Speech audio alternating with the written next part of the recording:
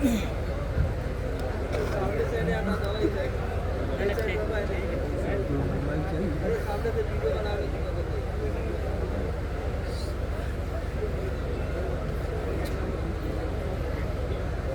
Video بنانے دی کا تو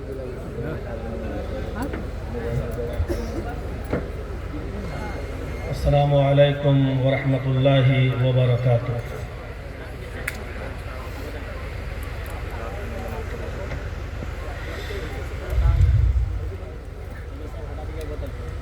الحمدللہ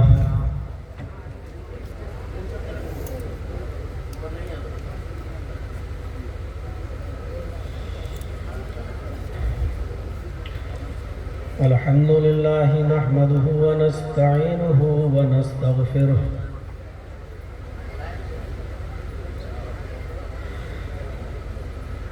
ونعوذ بالله من شرور أنفسنا ومن سيئات أعمالنا من يهده الله فلا مضل له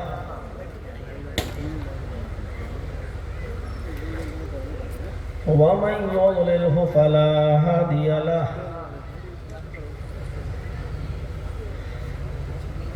وأشهد أن لا إله إلا الله وحده لا شريك له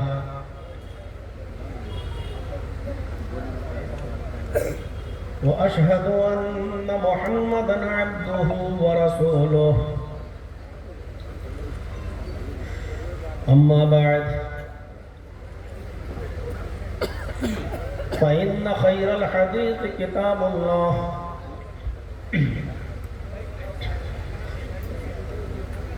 وخير الهدي هدي محمد صلى الله عليه وسلم وشر الأمور محدثاتها وكل محدثة بدعة وكل بدعة ضلالة وكل ضلالة في النار أعوذ بالله من الشيطان الرجيم بسم الله الرحمن الرحيم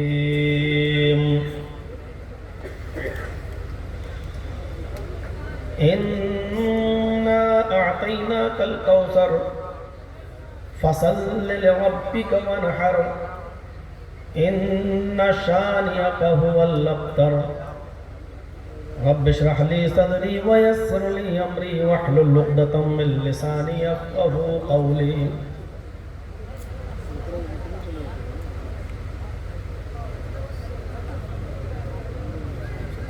اسٹیج پر تشریف فرما معقر علماء کرام اور بالخصوص مجھ سے بار بار رابطہ کرنے والی شخصیت فضیلت الشیخ محترم شکیل اثری حفظہ اللہ، اور انتہائی خوبصورتی کے ساتھ اس اجلاس کے نزل اور اس اجلاس کے سنچالک ناظم اجلاس ہمارے دوست فضیلت الشیخ جفتر شفیق تیمی حفظہ اللہ، اور سسوا کی اس سرزمین پر تشریف لائے ہوئے ایک اچھی خاصی تعداد میں جمع ہونے والے ہمارے مختلف کونے کونے سے اور اطراف و اکناف سے تشریف لائے ہوئے، قرب و جوار سے تشریف لائے ہوئے معزز سامعین حضرات، اور اسی اجلاس کے ایک کونے میں ایک سائیڈ میں بیٹھی ہوئی اسلامی خواتین، پردہ نشین ماں اور بہنوں، قوم و ملت کے لائق بر نوجوانوں اور مستقبل کے ہونہار عزیز بچوں، کافی دیر سے آپ نے مختلف علماء کرام کو مختلف عناوین پر ان کے مختلف اسلوب و لہجے میں خطاب کرتے ہوئے سنا ہے، اور اب تک بہت ہی صبر اور ضبط کے ساتھ آپ بہت ہی سنجیدگی کا مظاہرہ کرتے ہوئے آپ بیٹھے ہوئے ہیں، اور اب مجھے بھی آپ برداشت کر رہے ہیں۔ امید ہے کہ جیسے آپ نے سبھی کو سنجیدگی کے ساتھ سنا، مجھے بھی سنیں گے، اور اللہ سے دعا کرتا ہوں کہ الہ العالمین کہنے والوں کو اور سننے والوں کو پوری طریقے سے عمل کی توفیق عطا فرمائے۔ مختلف عناوین پر آپ نے تقریر سماعت فرمائی۔ میں سیرت طیبہ کے حوالے سے کچھ باتیں آپ کے سامنے رکھنا چاہتا ہوں، کیونکہ اللہ تبارک و تعالی نے جہاں اپنی عبادت کا حکم دیا ہے، وہاں یہ بھی فرمایا ہے کہ عبادت تو میرے بندو تم میری کرو گے، لیکن عبادت میں منمانی طریقہ نہیں چلے گا، بلکہ عبادت کا طریقہ وہی ہونا چاہیے جو ہمارے نبی جناب محمد رسول اللہ صلی اللہ علیہ وسلم نے بتایا ہے۔ اسی لیے یہاں یہ کہا جاتا ہے کہ اشہد ان لا الہ الا اللہ، میں اس بات کی گواہی دیتا ہوں کہ اللہ کے علاوہ کوئی معبود نہیں، یعنی کوئی عبادت کے لائق نہیں، عبادت صرف اللہ کی۔ وہاں یہ بھی کہا جاتا ہے اشہد ان محمد رسول اللہ، میں گواہی دیتا ہوں اس بات کی کہ محمد صلی اللہ علیہ وسلم اللہ کے رسول ہیں، یعنی بزرگ ہم نے بنایا ہے محمد رسول اللہ کو، اور عبادت کا طریقہ جو انہوں نے بتایا ہے ہمیں اس طریقے کی عبادت چاہیے، جو عبادت کرنے کا ڈھنگ سلیقہ بتایا ہے رحمت للعالمین جناب محمد رسول اللہ صلی اللہ علیہ وسلم نے۔ تو ہم اس بات کی گواہی بھی دیتے ہیں کہ اللہ کے علاوہ کوئی معبود نہیں، تو اس بات کی بھی گواہی دیتے ہیں کہ محمد رسول اللہ صلی اللہ علیہ وسلم اللہ کے رسول ہیں، اللہ کے قاصد ہیں، اللہ کے پیغمبر ہیں۔ میں نے سورہ کوثر کی تلاوت کی ہے آپ کے سامنے، اس کو ایک مرتبہ پھر سنیے اور اس کے ترجمے پر غور کیجیے۔ اللہ تبارک و تعالی نے فرمایا کہ اِنَّا أَعْطَيْنَاكَ الْكَوْثَرَ فَصَلِّ لِرَبِّكَ وَانْحَرْ إِنَّ شَانِئَكَ هُوَ الْأَبْتَرُ۔ اے محمد صلی اللہ علیہ وسلم، ہم نے آپ کو خیر کثیر سے نوازا ہے۔ میں نے یہ ترجمہ حافظ ابن کثیر کی تفسیر ابن کثیر سے لیا ہے، ورنہ بہت سے علماء نے، مفسرین نے اور مترجمین نے اس کا ترجمہ یہ بھی کیا ہے کہ اے محمد صلی اللہ علیہ وسلم، ہم نے آپ کو حوض کوثر عطا فرمایا ہے۔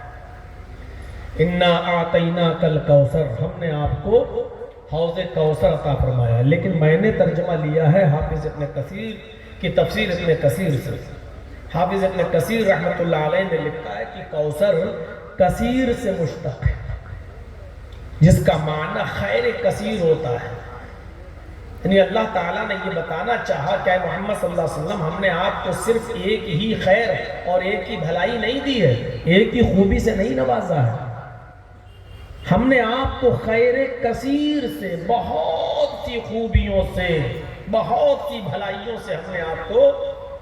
نوازا ہے۔ انہی بہت سی خوبیوں میں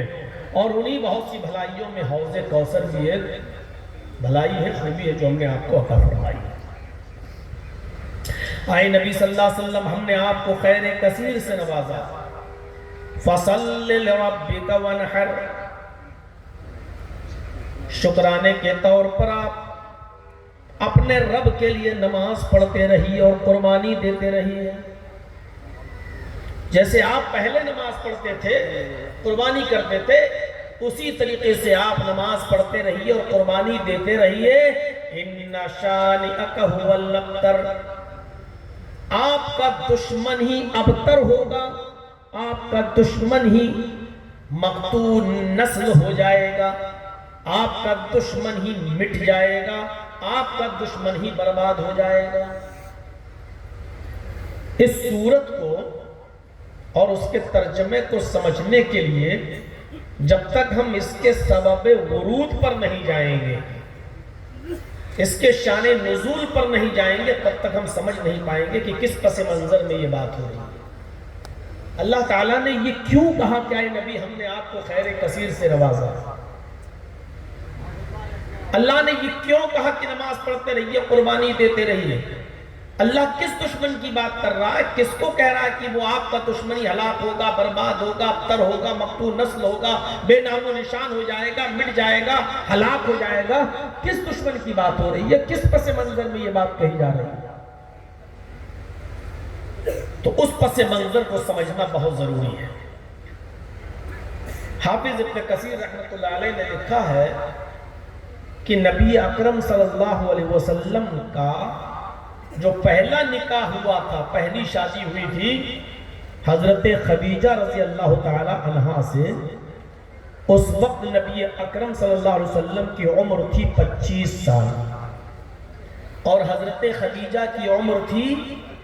40 سال۔ یہ پہلا نکاح نبی اکرم صلی اللہ علیہ وسلم کا جو ہوا تھا حضرت خدیجہ رضی اللہ تعالیٰ عنہ سے، اس وقت آپ کی عمر تھی 25 سال۔ ابن کثیر نقل کرتے ہیں کہ آپ کے 6 بچے حضرت خدیجہ رضی اللہ تعالیٰ عنہ سے پیدا ہوئے، اور سب سے پہلے ایک بیٹا پیدا ہوا، اس بچے کا نام آپ نے رکھا قاسم۔ اسی جہت سے اللہ کے نبی صلی اللہ علیہ وسلم کو کہا جاتا ہے ابو القاسم۔ پہلے بچے کا جو سب سے پہلے پیدا ہوا اس کا نام تھا قاسم، لیکن یہ بچہ زیادہ دن تک زندہ نہیں رہ سکا اور حالت صغر سنی میں بچپنے میں ہی اس بچے کا انتقال ہو گیا۔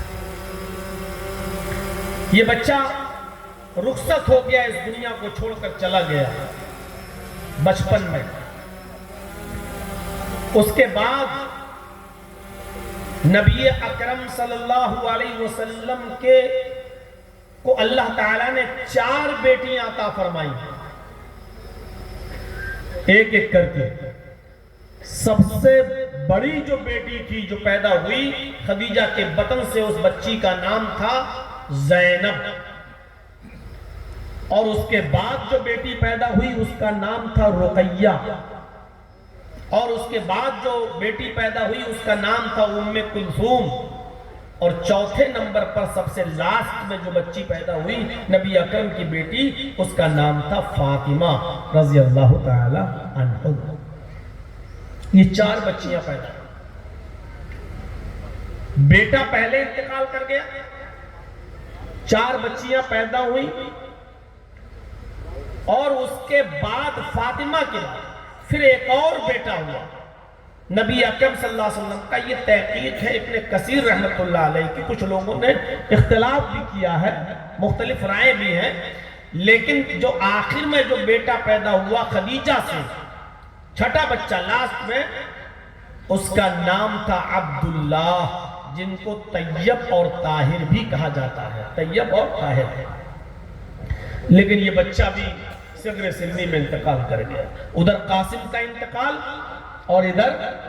عبداللہ کا بھی انتقال۔ بچہ کوئی بھی زندہ نہیں رہا، بیٹیاں زندہ رہیں، شادیوں تک ان کی زندگی رہی، ایک عمر پائی، لیکن بیٹے سب بچپن میں انتقال کر گئے۔ اب نبی اکرم صلی اللہ علیہ وسلم نبی بھی بن چکے ہیں، آپ کی عمر 40 کو کراس بھی کر چکی ہے، آپ باپ بھی بن چکے ہیں، آپ نبی بھی ہو چکے ہیں۔ مقوقس ملک شام کے بادشاہ نے 2 لڑکیاں، 2 لونڈیاں تحفے میں بھیجی تھی محمد رسول اللہ صلی اللہ علیہ وسلم کو۔ لونڈی کی حیثیت کیا ہوتی ہے میں اس طرف جانا نہیں چاہتا ہوں، میرے بھائیوں سمجھ لو وہ خادمہ تھی، اور ان سے بھی بیوی والی ضرورت پوری کی جا سکتی ہے، کیونکہ ان کو خرید لیا گیا ہے۔ ملک شام کے مقوقس کے بادشاہ نے 2 لڑکیاں خریدی اور خرید کر اس نے محمد رسول اللہ صلی اللہ علیہ وسلم کو گفٹ کر دیا، اور وہ دونوں لونڈیاں جب نبی اکرم صلی اللہ علیہ وسلم کے پاس آئیں تو ایک کا نام تھا سیرین، ایک لونڈی کا نام تھا سیرین اور دوسری لونڈی کا نام تھا ماریہ۔ تو سیرین کو اللہ کے نبی صلی اللہ علیہ وسلم نے حضرت حسان ابن ثابت کو دے دیا کہ لو تم ان سے خدمت حاصل کرو، اور ماریہ قبطیہ کو اللہ کے رسول نے خود اپنے پاس رکھ لیا اپنی خدمت کے لیے۔ تو ماریہ قبطیہ نبی اکرم کے پاس رہی۔ ماریہ قبطیہ کے بطن سے، ماریہ قبطیہ کے پیٹ سے نبی اکرم کا ایک اور بچہ پیدا ہوا، اس بچے کا نام تھا ابراہیم۔ یہ بچہ بھی صرف 18 مہینے زندہ رہا، 1.5 سال بس، اور 18 مہینے کی زندگی پا کر یہ بھی اللہ کو پیارا ہو گیا، اس بچے کا بھی انتقال ہو گیا۔ ماریہ قبطیہ نے قاصد بھیج کر بلوایا، طبیعت زیادہ خراب ہے ابراہیم کی، جلدی آؤ، جس حال پہ بھی بیٹھے ہو آ جاؤ۔ نبی اکرم کو جب یہ اطلاع ملی کہ ابراہیم کی طبیعت ناساز ہے، زیادہ خراب ہے، آپ گئے گھر میں، اور جیسے ہی گھر کے اندر داخل ہوتے ہیں ماریہ قبطیہ نے ابراہیم کو محمد رسول اللہ کی گود میں ڈال دیا۔ آپ نے اپنے مبارک ہاتھوں میں اس بچے کو لیا، وہ آپ کا بیٹا تھا، ماریہ قبطیہ کے بدن سے پیدا ہوا تھا۔ اس بچے نے جیسی محمد کی گود پائی صلی اللہ علیہ وسلم، شاید وہ اپنے باپ کی گود میں ہی آنا چاہتا تھا اور اسی انتظار میں تھا، اور جیسی وہ نبی کی گود میں آیا اس بچے کا بھی انتقال ہو گیا۔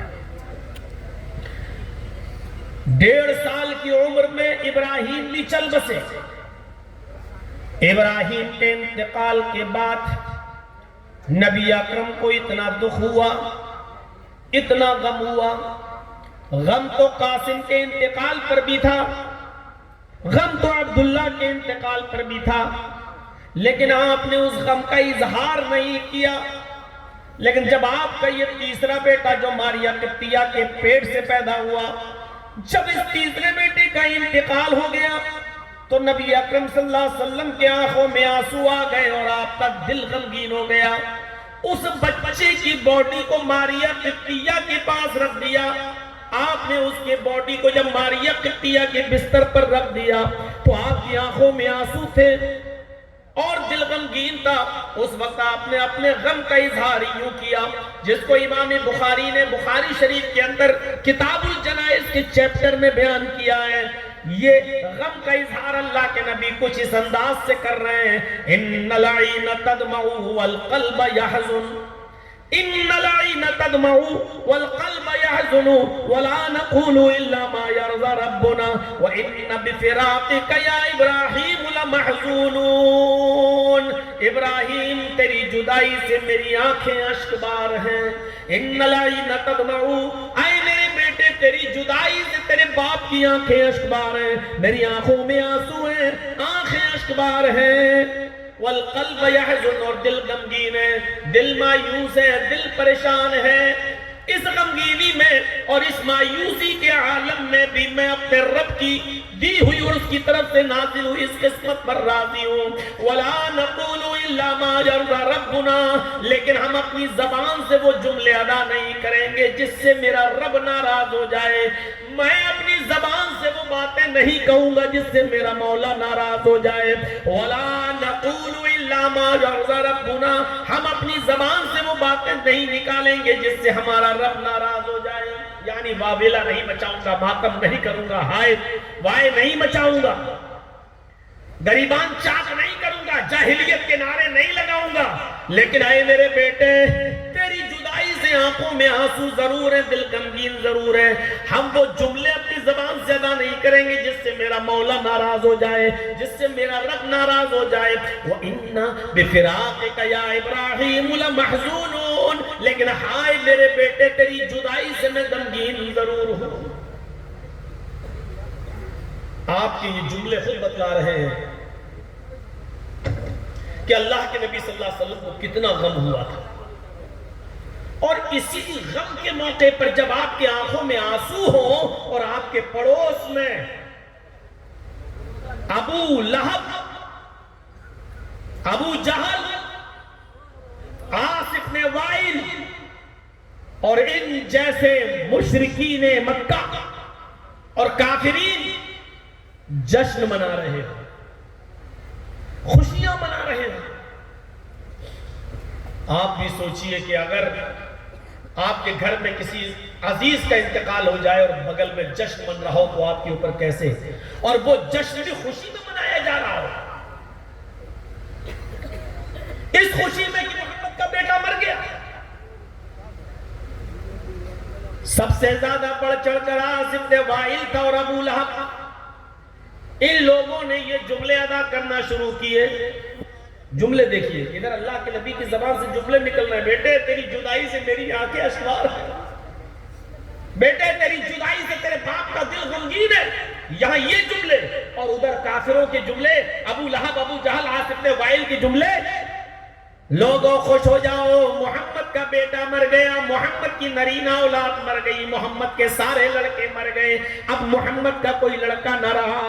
باپ کی وراثت کو بیٹا زندہ رکھتا ہے لیکن محمد کا تو کوئی بیٹا ہی نہیں رہا، محمد کی وراثت کو، محمد کے دین کو، محمد کے مذہب کو اب کون زندہ رکھے گا؟ محمد کے مرنے کے بعد محمد کا دین بھی مر جائے گا، محمد کے مٹنے کے بعد محمد کا دین بھی مٹ جائے گا، اور جس دن محمد مرے گا محمد کا نام و نشان بھی ختم ہو جائے گا، کوئی محمد کا نام لینے والا نہیں ہوگا۔ بغل میں یہ جملے ادا کیے جا رہے ہیں صلی اللہ علیہ وسلم۔ غور کیجئے، ایک طرف آپ کی آنکھوں میں آنسو ہو، غم کے پہاڑ ٹوٹے ہوئے ہو، اولاد کی جدائی کا غم ستا رہا ہو، نہ کوئی اسلام کا نام لینے والا ہوگا اور نہ کوئی محمد کا نام لینے والا ہوگا۔ جب یہ جملے اللہ کے نبی کے کانوں میں گئے، محمد رسول اللہ کے کانوں میں گئے، تو آپ نے نظریں آسمان کی اوپر ڈالی، آپ کی نگاہیں آسمان پر گئیں، یہ سوالیہ نظریں تھیں، استفہامیہ نگاہیں تھیں، جن نگاہوں کے اٹھنے کو اللہ رب العالمین نے پڑھ لیا کہ میرا نبی کیا چاہتا ہے، میرے نبی کی آنکھیں کیا بتا رہی ہیں۔ گویا کہ نبی اکرم نے جب اپنی نگاہیں آسمان پر اٹھائیں تو یہ سوال کر رہی ہو کہ الہ العالمین، کیا میرے انتقال کے بعد یہ دین مٹ جائے گا؟ کیا میرے انتقال کے بعد یہ اسلام مر جائے گا جس کو ہمارے صحابہ، ہمارے چاہنے والے اپنی خون کی قربانی دے کر جنگوں میں جہاد کر کے شہادت حاصل کر کے سینچ رہے ہیں، کیا یہ مٹ جائے گا؟ کیا میرا نام و نشان بھی ختم ہو جائے گا؟ کیا میرے نام کا ذکر بھی نہیں ہوگا؟ آپ کی نگاہیں آسمان کی طرف اٹھی ہوں، گویا کی سوال کر رہی ہوں۔ ادھر اللہ رب العالمین نے محمد رسول اللہ کی نگاہوں کو پڑھ لیا اور فوراً جبرائیل امین کو بھیجا اور کہا جبرائیل جاؤ میرے نبی کے زخمی دل پر مرہم رکھو، میرے نبی جناب محمد رسول اللہ کو تسلی دو، تشفی دو، ان کو سکون پہنچاؤ۔ اس وقت اللہ تعالیٰ نے قرآن کی سورت نازل فرمائی اور جبرائیل امین کو بھیجا کہ جاؤ اور کہہ دو کہ اللہ رب العالمین آپ کے نام کو کبھی مٹنے نہیں دے گا، اس اسلام کو کبھی ختم نہیں ہونے دے گا اور آپ کا نام کبھی مٹے گا نہیں۔ تب جبرائیل قرآن کی یہ سورت لے کر نازل ہوتے ہیں، اِنَّا آتَيْنَاكَ الْكَوْثَرَ، اے محمد صلی اللہ علیہ وسلم آپ کے رب نے فرمایا ہے ہم نے آپ کو خیر کثیر سے نوازا ہے، ہم نے آپ کو بہت سی بھلائیوں سے نوازا ہے۔ فَصَلِّ لِرَبِّكَ وَانْحَرْ، آپ کبھی نہ خاطر مت ہوئیے، آپ مایوس مت ہوئیے، آپ پریشان مت ہوئیے، آپ جس طرح نماز پڑھتے ہیں اسی طرح پڑھتے رہیے، آپ جس طرح قربانی کرتے ہیں اسی طرح قربانی دیتے رہیے۔ اِنَّ شَانِئَكَ هُوَ الْأَبْتَرُ، ایسا کہنے والے آپ کے دشمنی ذلیل ہوں گے، خوار ہوں گے، رسوا ہوں گے، انہی کا نام و نشان مٹ جائے گا۔ ابتر کہتے ہیں جس کی نسل کا سلسلہ کٹ جائے اور ختم ہو جائے، جس کی نسل آگے نہ بڑھے، اس شخص کو عربی میں ابتر کہتے ہیں، یعنی اب آگے نہیں بڑھ سکتی، یعنی محمد رسول اللہ کا کوئی بیٹا ہی نہیں تو نسل کیسے بڑھے گی؟ یعنی جب محمد ہی مر جائیں گے، محمد کی کوئی نسل ہی نہیں رہے گی، بیٹا ہی نہیں رہے گا، تو محمد کے دین کو زندہ کون رکھے گا؟ تو فرمایا اللہ تعالیٰ نے ایسا کہنے والے آپ کے دشمن ہی ابتر ہوں گے، یعنی انہی کی نسلیں کٹ جائیں گی، کوئی ان کا نام لینے والا نہیں ہوگا، ان کا نام و نشان ہی مٹ جائے گا۔ آپ کے دشمنوں کے ساتھ ایسا ہوگا اور آپ کے ساتھ ایسا نہیں ہوگا۔ آپ بس رنجیدہ مت ہوئیے اور آپ کبھی خاطر مت ہوئیے، آپ پریشان مت ہوئیے۔ کتنی بھلائیوں سے نوازا، کتنی خوبیوں سے نوازا، اِنَّا أَعْطَيْنَاكَ الْكَوْثَرَ، اے نبی ہم نے آپ کو خیر کثیر سے نوازا۔ ایک ایک کر کے خوبی کو گنتے جائیے اور دیکھتے جائیے، پڑھیے قرآن کی یہ آیت، أَلَمْ نَشْرَحْ لَكَ صَدْرَكَ، اے محمد صلی اللہ علیہ وسلم کیا ہم نے آپ کے لیے آپ کے سینے کو کھول نہیں دیا ہے؟ وَوَضَعْنَا عَنْكَ وِزْرَكَ الَّذِي أَنْقَضَ ظَهْرَكَ، اور کیا ہم نے آپ کے اوپر سے وہ بوجھ ہٹا نہیں دیا جو بوجھ آپ کی کمر کو توڑے ڈال رہا تھا، جس بوجھ سے آپ کو تکلیف ہو رہی تھی، جو آپ کی کمر کو توڑے ڈال رہا تھا، کیا وہ بوجھ ہم نے آپ کے اوپر سے ختم نہیں کر دیا؟ اور اس کے بعد دیکھیے وَرَفَعْنَا لَكَ ذِكْرَكَ، اور کیا ہم نے آپ کے نام کو، آپ کے ذکر کو بلند نہیں کر دیا؟ کون کہتا ہے کہ آپ کے انتقال کے بعد آپ کا نام مٹ جائے گا؟ نہ اسلام مٹے گا نہ آپ کا نام مٹے گا۔ کون کہتا ہے؟ جب تک لوگ اس دنیا میں وضو بناتے رہیں گے اور وضو بناتے وقت بسم اللہ کہیں گے تو وضو کے بعد کی دعا میں وہ آپ کا نام لیں گے، اشہدو ان لا الہ الا اللہ واشہدو ان محمدن عبدہ ورسولہ، آپ کا نام لیا جاتا رہے گا۔ اور یہ ہم اور آپ سب جانتے ہیں کہ 1400 سال کا زمانہ گزر چکا ہے، آج تک وضو ہو رہا ہے اور قیامت کی صبح تک انشاءاللہ وضو ہوتا رہے گا، اور وضو کے بعد کی دعا میں محمد رسول اللہ کا نام لیا جاتا رہے گا۔ أَلَمْ نَشْرَحْ لَكَ صَدْرَكَ وَوَضَعْنَا عَنْكَ وِزْرَكَ الَّذِي أَنْقَضَ ظَهْرَكَ وَرَفَعْنَا لَكَ ذِكْرَكَ، کیا ہم نے آپ کے ذکر کو، ہم نے آپ کے نام کو بلند نہیں کر دیا؟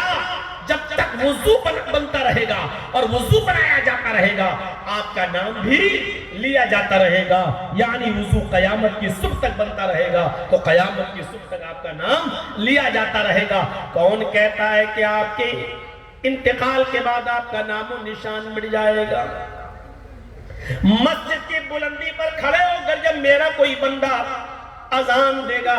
اور اذان کے کلمات بلند کرتے ہوئے جہاں میری عبودیت کا اعلان، جہاں میری معبودیت کا اعلان کرے گا، جہاں مجھے اللہ ماننے کا اعلان کرے گا، اشہدو اللہ الہ الا اللہ، جہاں وہ میری وحدانیت کا اقرار کرے گا، قسم ہے مجھے اپنے عزت و جلال کی، اس کی اذان اس وقت تک مکمل نہیں ہوگی جب تک کہ وہ میرے نام کے بعد آپ کا نام نہ لے لے، اشہد ان محمد رسول اللہ، جب تک وہ آپ کے نام کے، میرے نام کے بعد آپ کے نام کا ذکر نہ کر دے، اس کی اذان بھی مکمل نہیں ہوگی۔ کون کہتا ہے کہ آپ کے انتقال کے بعد آپ کا نام و نشان مٹ جائے گا؟ جب تک کائنات کے، اس کائنات عرضی پر میرا نام لیا جاتا رہے گا، آپ کا نام بھی لیا جاتا رہے گا، اور اذان قیامت کی صبح تک ہوتی رہے گی تو آپ کا نام بھی قیامت کی صبح تک لیا جاتا رہے گا۔ کون کہتا ہے کہ آپ کے انتقال کے بعد آپ کا نام مٹ جائے گا؟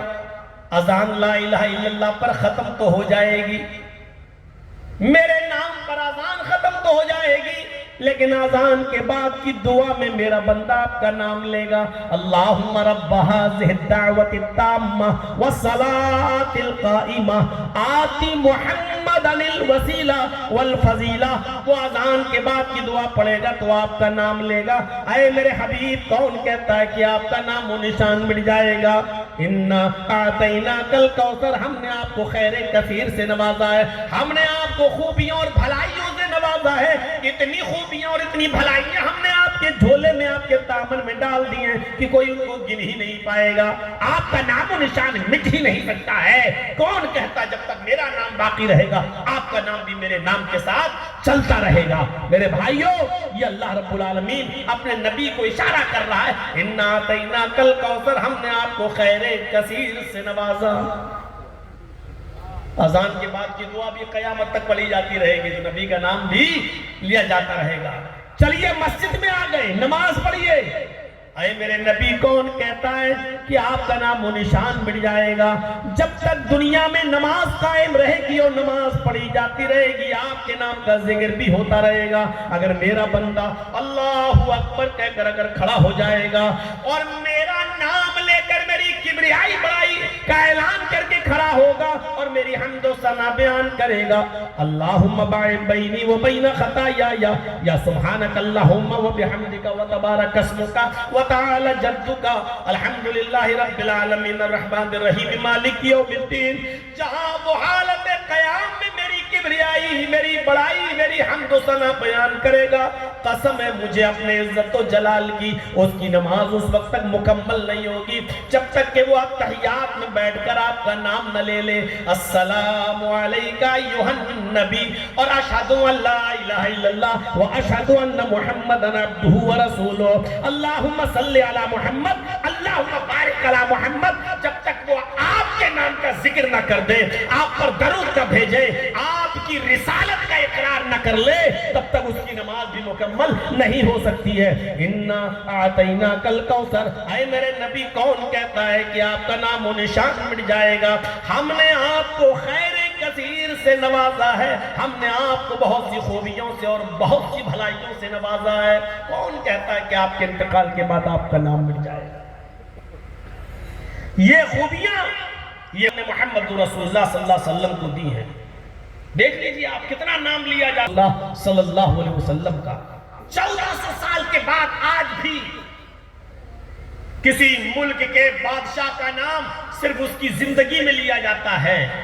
یا اچھے کام کیے ہیں تو اچھے انداز میں اس کے مرنے کے بعد بھی کبھی کبھی،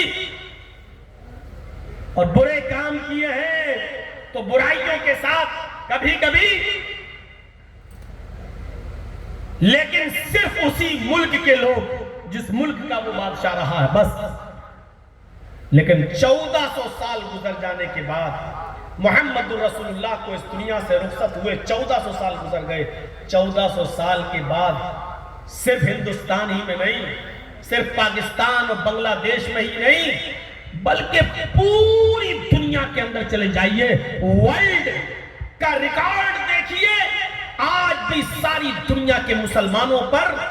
آج بھی ساری دنیا کے مسلمانوں کے دلوں پر محمد رسول اللہ صلی اللہ علیہ وسلم حکومت کرتے ہوئے نظر آئیں گے۔ اتنا بڑا حکم جس کی حکمرانی انتقال کے 1400 سال کے بعد بھی چل رہی ہو، اور انشاءاللہ العزیز قیامت کی صبح تک اس کی حکومت ہمارے دلوں پر چلتی رہے گی انشاءاللہ۔ انسائیکلوپیڈیا آف برٹانیکا کا کرسچن رائٹر